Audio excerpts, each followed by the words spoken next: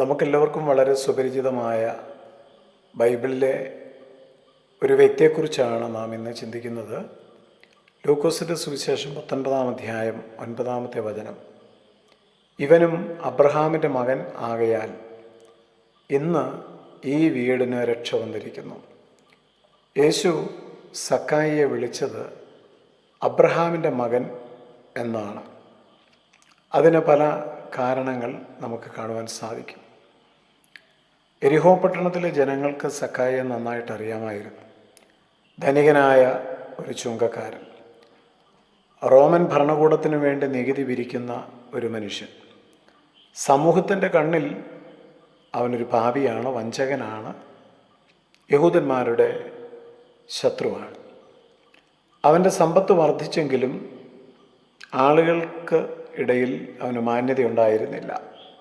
എന്നാൽ ഒരു ദിവസം യേശു എരിഹോവിലൂടെ കടന്നു പോകുമ്പോൾ എല്ലാവരുടെയും കാഴ്ചപ്പാടുകളെ മാറ്റുന്ന ഒരു സംഭവം നടന്നു. യേശുവിനെ കാണുവാൻ ആഗ്രഹിച്ച സക്കായി തൻ്റെ പദവിയോ തനിക്കുള്ള സമ്പത്തോ നോക്കാതെ ഒരു കാട്ടത്തി മരത്തിന്മേൽ കയറി. അവിടെ നിന്നാണ് അവൻ്റെ ജീവിതത്തിലെ ഏറ്റവും വലിയ അത്ഭുതം സംഭവിക്കുന്നത്. യേശുവുമായിട്ടുള്ള കൂടിക്കാഴ്ച.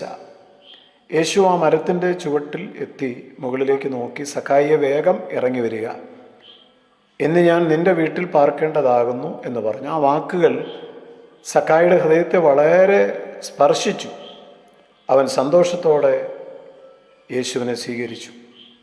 അതവൻ്റെ ജീവിതത്തിലെ ഒരു പുതിയ തുടക്കത്തിൻ്റെ നിമിഷമായിരുന്നു. യേശുവിൻ്റെ സാന്നിധ്യം, യേശുവുമായിട്ടുള്ള കൂടിക്കാഴ്ച സക്കായിയുടെ ജീവിതത്തെ മാറ്റി. എൻ്റെ സ്വത്തിൽ ഞാൻ ദരിദ്രർക്ക് പാതി ഞാൻ ദരിദ്രർക്ക് കൊടുക്കുന്നു. ആരോടെങ്കിലും വഞ്ചന ചെയ്തിട്ടുണ്ടെങ്കിൽ 4 ഇരട്ടി തിരികെ നൽകും. ഇതൊക്കെ അവൻ്റെ പ്രഖ്യാപനങ്ങളാണ്. സമ്പത്തിനു വേണ്ടി ജീവിച്ച, സമ്പത്തുണ്ടാക്കുവാൻ വഞ്ചന കാണിച്ച ആ മനുഷ്യൻ ദാനശീലത്തിലേക്ക് തിരിയുകയാണ്. മനസ്സിലുള്ളവനായിട്ട് മാറുകയാണ്, മാനസാന്തരപ്പെടുകയാണ്. ഈ സന്ദർഭത്തിലാണ് യേശു ഇവനും അബ്രഹാമിൻ്റെ മകൻ ആകയാൽ ഇന്ന് ഈ വീടിന് രക്ഷ വന്നിരിക്കുന്നു എന്ന് പറഞ്ഞത്. സമൂഹം സക്കായിയെ വിളിച്ചത് പാപി എന്നാണ്. എന്നാൽ യേശു സക്കായിയെ വിളിച്ചത് ഇവൻ അബ്രഹാമിൻ്റെ മകൻ എന്നാണ്. മനുഷ്യരെല്ലാവരും അവൻ്റെ ഭൂതകാലത്തെ നോക്കിക്കൊണ്ടാണ് പാപിയായൊരു മനുഷ്യൻ എന്ന് സക്കായിയെ വിളിച്ചത്. എന്നാൽ യേശു അവൻ്റെ ഹൃദയത്തെ നോക്കിക്കൊണ്ടാണ് ഇവൻ അബ്രഹാമിൻ്റെ മകൻ എന്ന് പറഞ്ഞത്. ആളുകൾ അവൻ്റെ തെറ്റുകൾ മാത്രം കാണുന്നു, യേശു അവൻ്റെ വിശ്വാസത്തെ കാണുന്നു. അബ്രഹാം വിശ്വാസത്തിൻ്റെ പിതാവാണ്.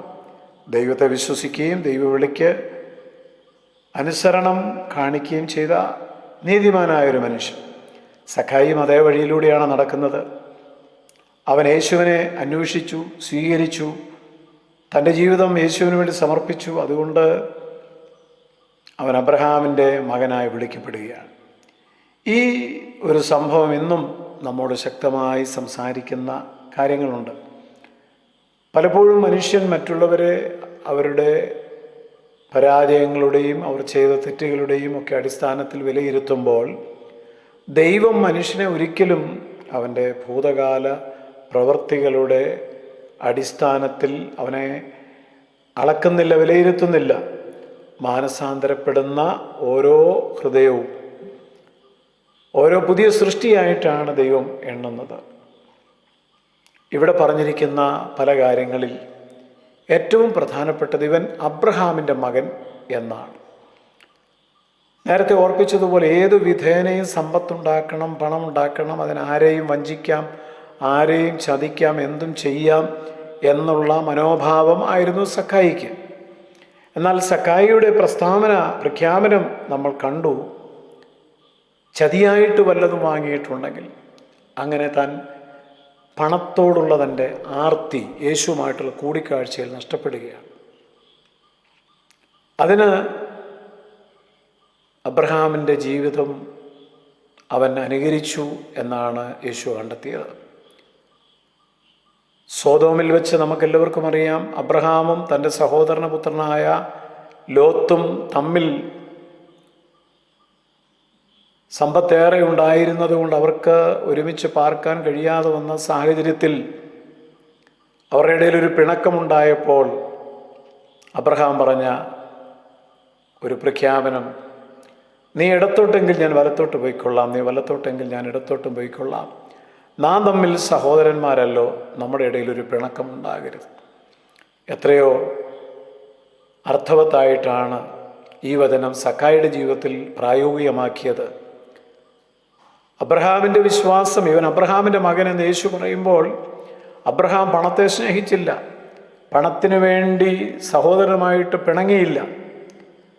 തനിക്ക് അർഹതപ്പെട്ടതുപോലും സഹോദരൻ പിടിച്ചെടുക്കുമ്പോൾ മനസ്സോടെ ഇതിന് വിട്ടുകൊടുക്കുന്നു. സക്കായിയോട് പറയുന്നു, ഇവൻ അബ്രഹാമിൻ്റെ മകനെന്ന് പറയുമ്പോൾ അന്നുവരെ ധനത്തോടുള്ള ആർത്തി, പണത്തോടുള്ള ആസക്തി, ദ്രവ്യാഗ്രഹം യേശുവിനുമായിട്ടുള്ള കൂടിക്കാഴ്ചയ്ക്ക് മുമ്പ് വരെ സക്കായിക്കുണ്ടായിരുന്നു. എന്നാൽ അവൻ്റെ ഹൃദയം മാറി. അവൻ ചതിച്ചതും വഞ്ചിച്ചെടുത്തതുമൊക്കെ തിരികെ കൊടുക്കാൻ തയ്യാറാകുന്നു. പണത്തോടുള്ള അവൻ്റെ ആർത്തി നഷ്ടപ്പെട്ടപ്പോൾ യേശു പറയുന്നു, ഇവനും അബ്രഹാമിനെ പോലെയാണ്, അബ്രഹാമിൻ്റെ മകനാണിവൻ. നമ്മുടെ ജീവിതത്തിൽ ഇന്ന് പകൽ കർത്താവിന് നമ്മളെക്കുറിച്ച് എന്തായിരിക്കും പറയുവാനുണ്ടാവുക? അബ്രഹാമിൻ്റെ വിശ്വാസവും അബ്രഹാമിൻ്റെ പ്രായോഗിക ജീവിതവും നമ്മുടെ ജീവിതത്തിലൂടെ കാണുമ്പോൾ ദൈവം നമ്മെ നോക്കി പറയട്ടെ, ഇവനും അബ്രഹാമിൻ്റെ മകൻ എന്ന്. സ്വർഗീയപിതാവേ, ഞങ്ങളുടെ കേൾപ്പിക്കുന്ന വചനത്തിനനുസരിച്ച് ജീവിക്കുവാൻ എല്ലാവർക്കും കൃപ കൊടുക്കണം. യേശു ക്രിസ്തുവിൻ നാമത്തിൽ ആമേൻ.